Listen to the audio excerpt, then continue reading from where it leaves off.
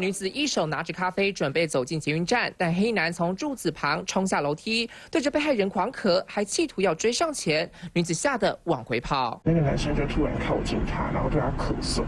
然后咳嗽之后，朋友就吓到，所以他往外面跑，往工作站的地方，然后继续往前走，然后就看到那个男生又从楼梯上面就冲出来，然后对他咳嗽，真的好吓人。黑男走上楼梯，一旁还有另一人，疑似他的双胞胎兄弟。事发地点在学会中学站外，当时被害人买完咖啡从超商出来，被一名男子盯上，冲上前去对他咳嗽。没有想到呢，女子闪到一旁之后，这名黑男再度冲上前去，隔着口罩对他狂咳。被害人说跟这名男子根本不认识，虽然对方戴着口罩，但2度追着他狂咳，让他超恐惧。警卫的说辞的话，他们2个常常会在那边游荡，但还没有接获到类似的消息通报。我们求证泸州分局表示，截稿前未接获报案，将会加强巡逻。如果男子经劝导不听，行为涉及了强制罪；若本人有疾病，蓄意咳嗽，违反了传染病防治法。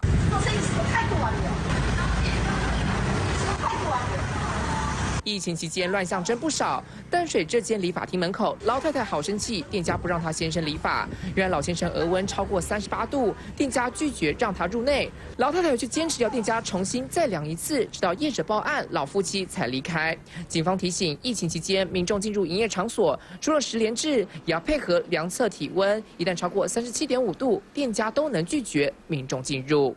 三选中的申寿长新闻报道。